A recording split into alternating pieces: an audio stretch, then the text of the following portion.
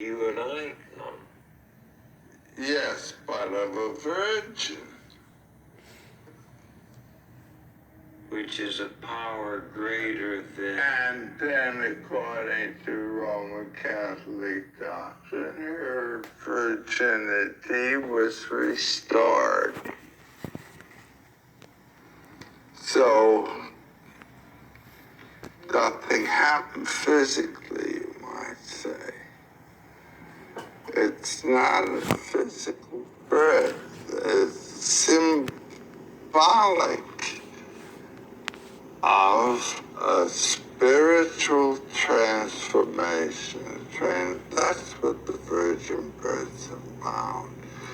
And so deities are born that way who represent beings who act in terms of compassion and not in terms of the lower three centers.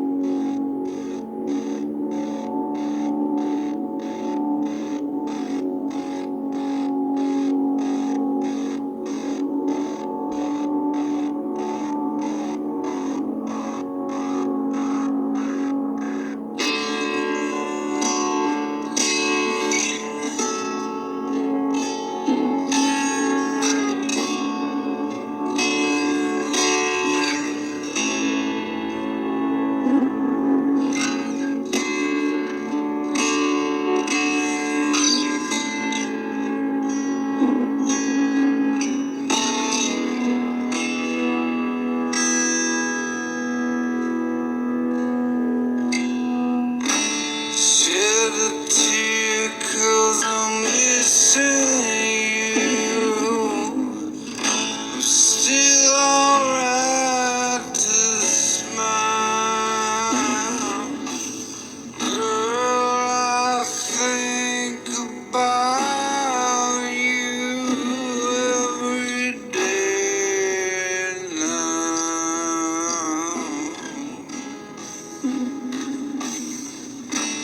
Was it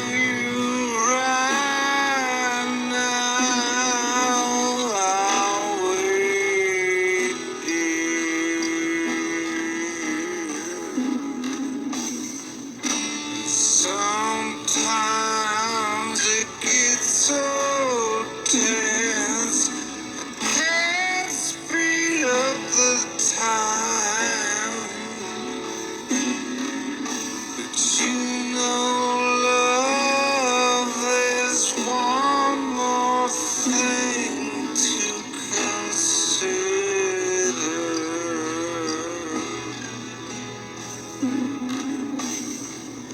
Say, woman, take it slow, and things will be just fine. You and I just use a little patience.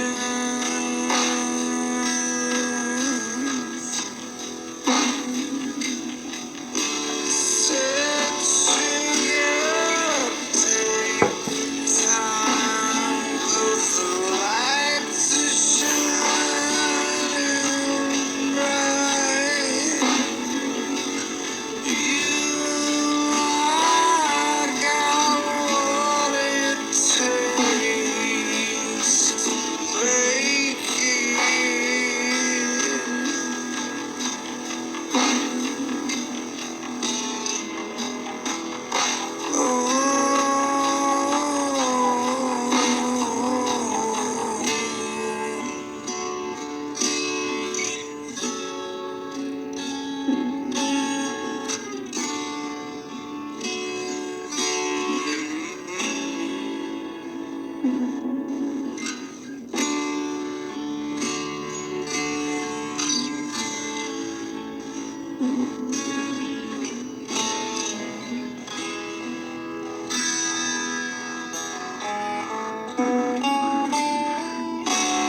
I've been walking the streets tonight, just trying to get it right. Hard to see with so many around. You know I don't like being stuck in a crowd. Streets of change, but maybe the names. You know I ain't got time for the game, 'cause I need you. Yeah, I need you.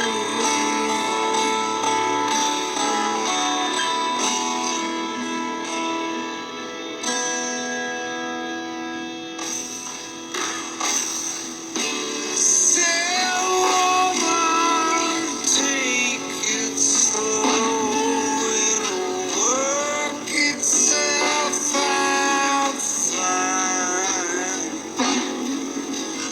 All we need is just a little patience.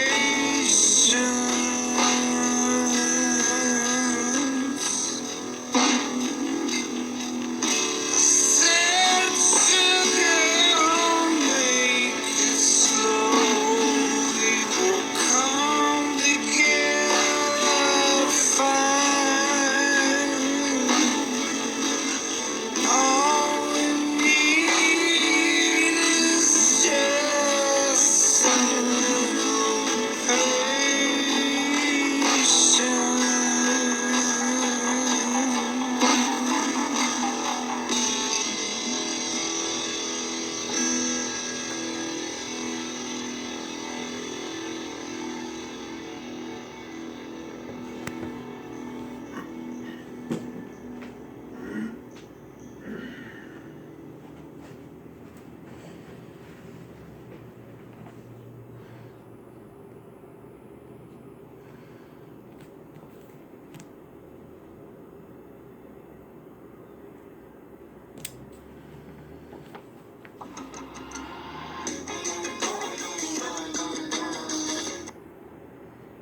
The Essential Ellison,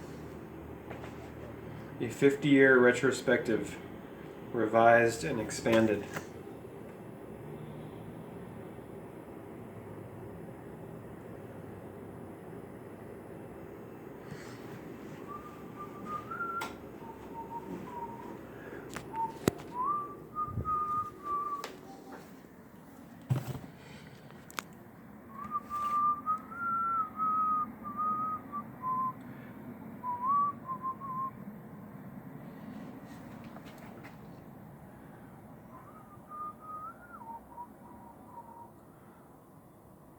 Ken dropped this on me yesterday.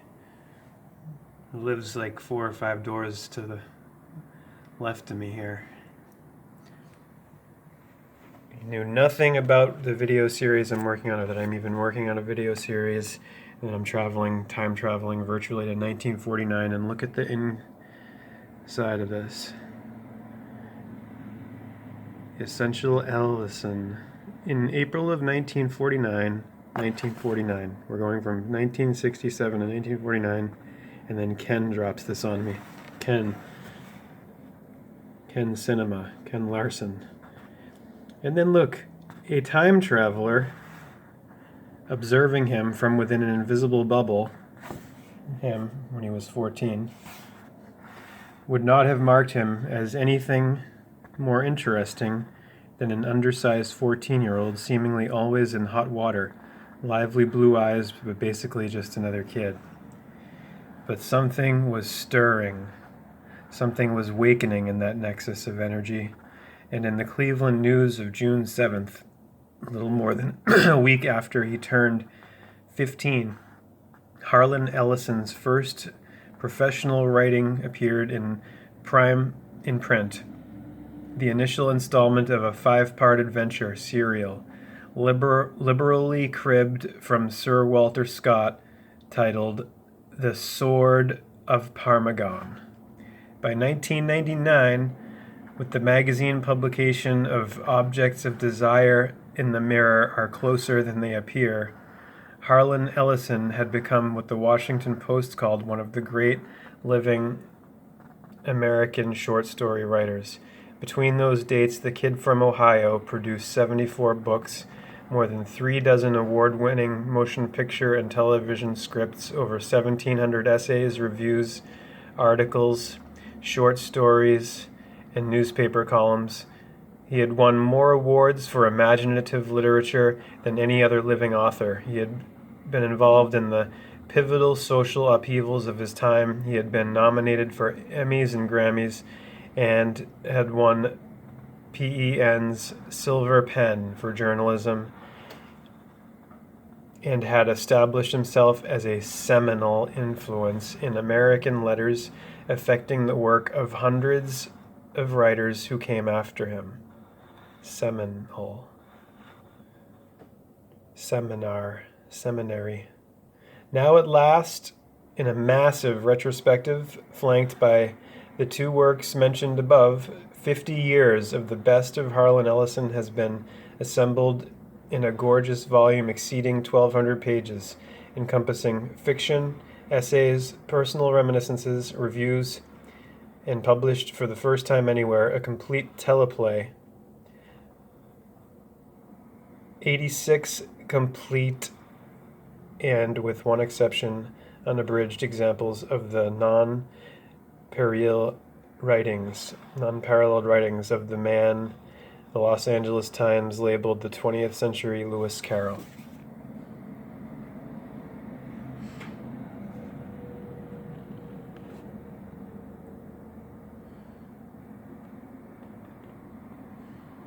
What I turned to yesterday at quote-unquote random, even random is interdependent and interrelated with the opposite of random or chance, which is designed and intended. Yang and yin. This is what I turned to, open right to, page 177 of all page numbers. And a short story called I Have No Mouth and I Must Scream. Limp, the body of Gorister hung from the pink pallet, unsupported, hanging high above us in the computer chamber, and it did not shiver in the chill, oily breeze that blew eternally through the main cavern. The body hung head down, attached to the underside of the pallet by the sole of its right foot. It had been drained of blood through a precise incision made from ear to ear under the lantern jaw. There was no blood on the reflective surface of the metal floor. When Gorister joined our group, and looked up at himself, it was already too late for us to realize that once again AM had duped us, had had its fun. It had been a diversion on the part of the machine. 3 of us had vomited, turning away from one another in a reflex as ancient as the nausea that had produced it. Gorrister went white. It was almost as though he had seen a voodoo icon and was afraid of the future. "Oh God," he mumbled, and walked away.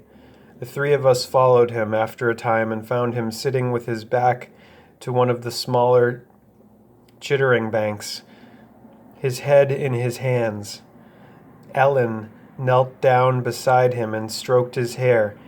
He didn't move, but his voice came out of his covered face quite clearly. "Why doesn't it just do us in and get it over with? Christ, I don't know how much longer I can go on like this." It was our 109th year in the computer. He was speaking for all of us.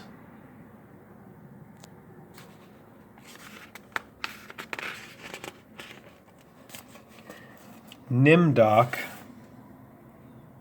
which was the name the machine had forced him to use, because AM amused itself with strange sounds, was hallucinating that there were canned goods in the ice caverns. Gorrister and I were very dubious. "It's another shuck," I told them, "like the goddamn frozen elephant Am sold us."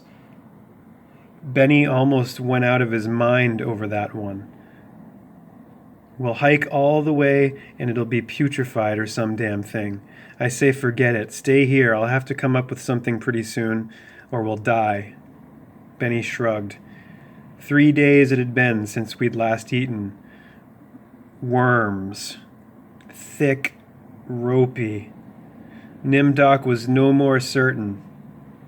He knew there was the chance, but he was getting thin. It couldn't be any worse there than here. Colder, but that didn't matter much. Hot, cold, hail, lava, boils, or locusts. It never mattered. The machine masturbated and we had to take it or die. Ellen decided us. "I've got to have something, Ted. Maybe there'll be some Bartlett peas or peaches. Please, Ted, let's try it." I gave in easily. What the hell? Mattered not at all. Ellen was grateful, though. She took me twice out of turn. Even that had ceased to matter, and she never came, so why bother? But the machine giggled every time we did it. Loud up there, back there, all around us. He snickered. It snickered. Most of the time I thought of AM as it, without a soul, but the rest of the time I thought of it as him, in the masculine, the paternal, the patriarchal, for he is a jealous people. Him, it, God as Daddy the deranged. We left on a Thursday. The machine always kept us up to date on the date. The passage of time was important, not to us, sure as hell, but to him. It. AM. Thursday. Thanks. Nimdoc and Gorrister carried Ellen for a while, their hands locked to their own and each other's wrists. A seat. Benny and I walked before and after just to make sure that if anything happened, it would catch one of us, and at least Ellen would be safe. Fat chance, safe, didn't matter. It was only 100 miles or so to the ice caverns, and the second day, when we were lying out under the blistering sun thing he had materialized, he sent down some manna. Tasted like boiled boar urine. We ate it. On the third day, we passed through a valley of obsolescence, filled with rusting carcasses of ancient computer banks. AM had been as ruthless with its own life as with ours. It was a mark of his personality. It strove for perfection. whether it was a matter of killing off unproductive elements in as thorough as those who had invented him, how long, now long since gone to dust, could ever have hoped. There was light filtering down from above, and we realized we must be very near the surface. But we didn't try to crawl up to see. There was virtually nothing out there.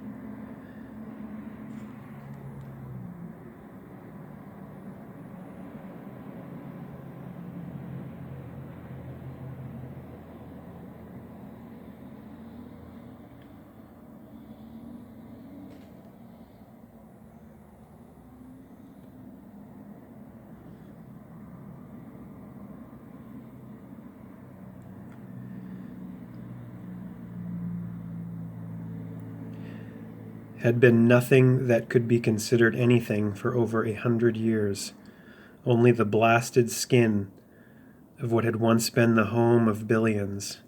Now there were only 5 of us, down here inside, alone with AM. 1 and 13. 14. The 14 stations of the cross. DEAD is 14. D is 4, E is 5, A is 1, 4 is 4, D is 4. Dead, 14. 8, 15. 8 plus 1 is 9 plus 5, 14. 7, 7, 14. 7 plus 7.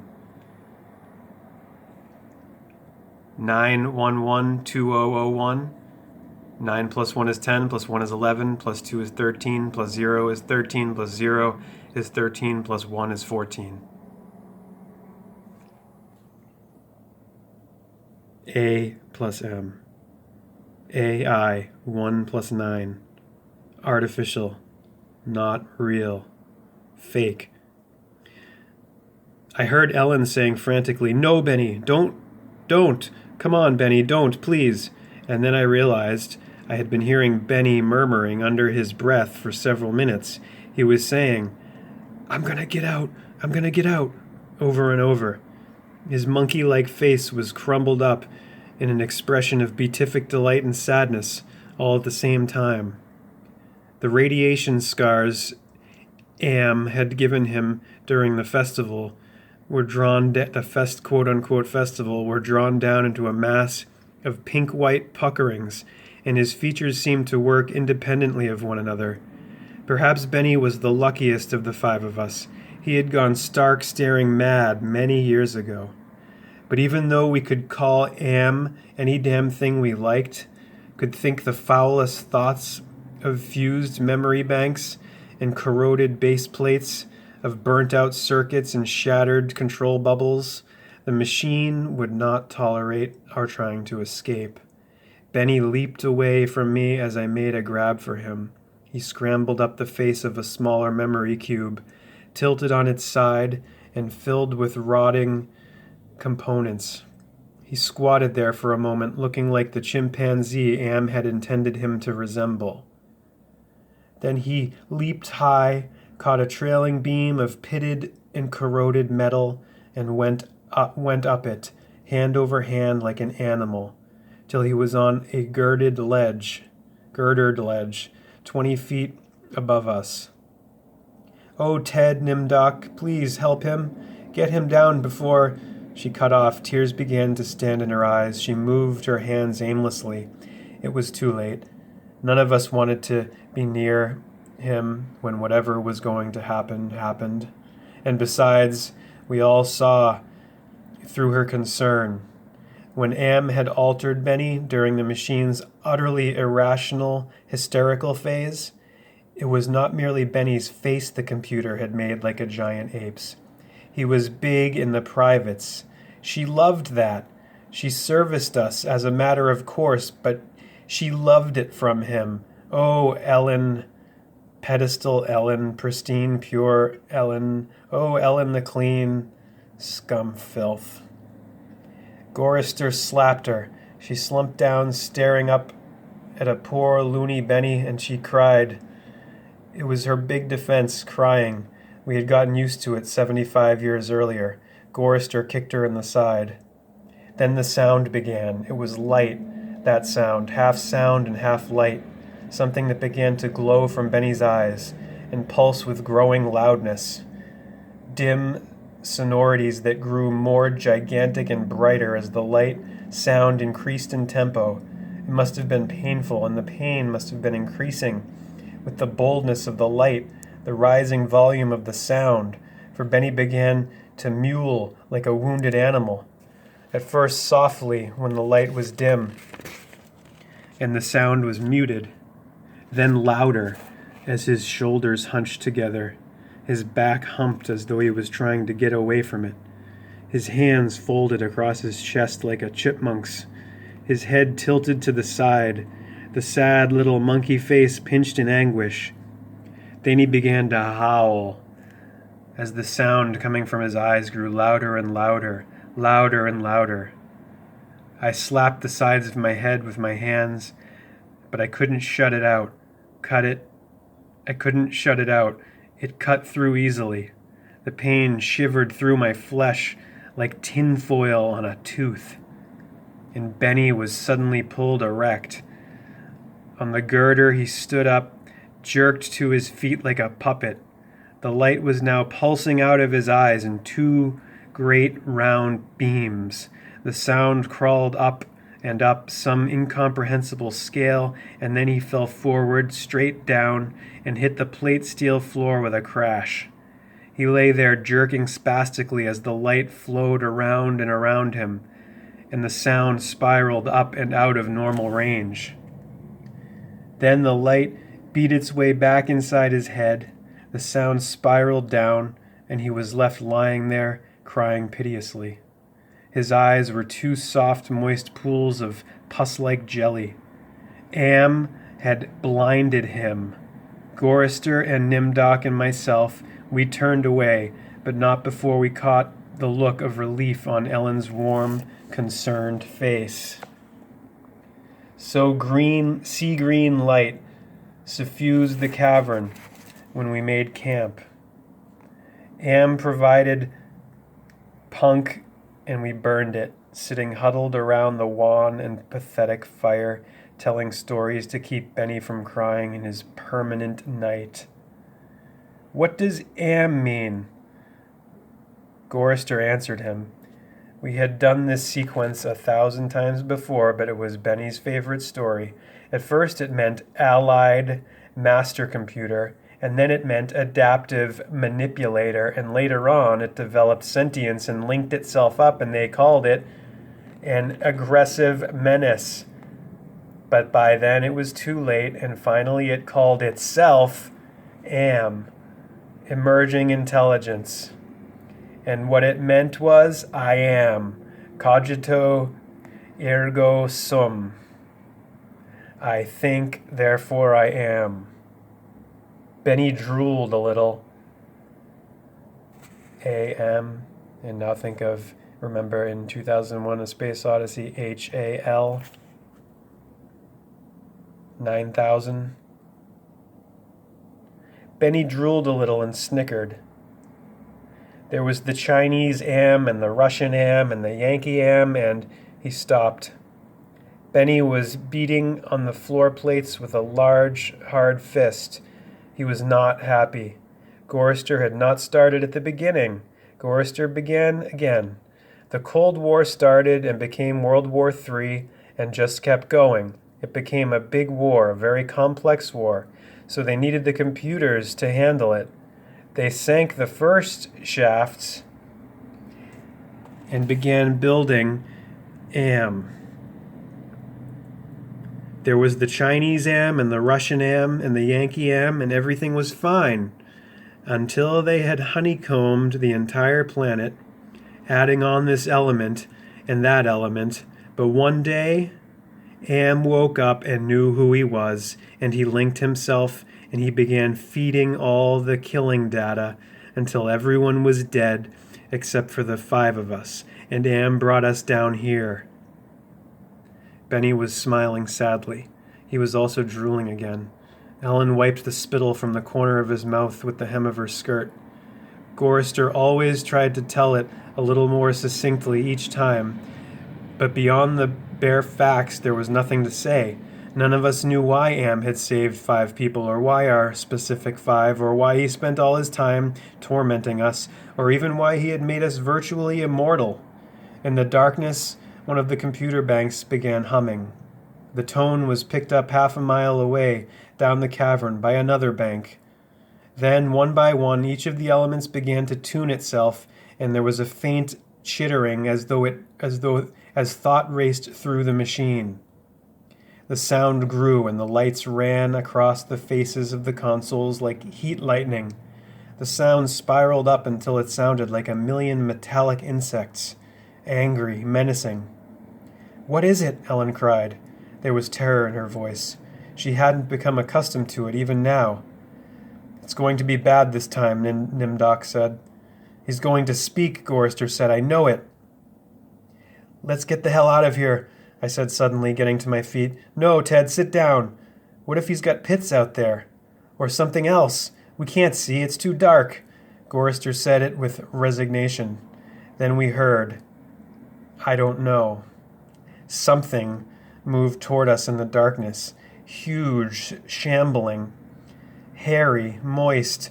It came toward us. We couldn't even see it, but there was the ponderous impression of bulk, heaving itself toward us. Great weight was coming at us out of the darkness, and it was more a sense of pressure, of air forcing itself into a limited space, expanding the invisible walls of a sphere.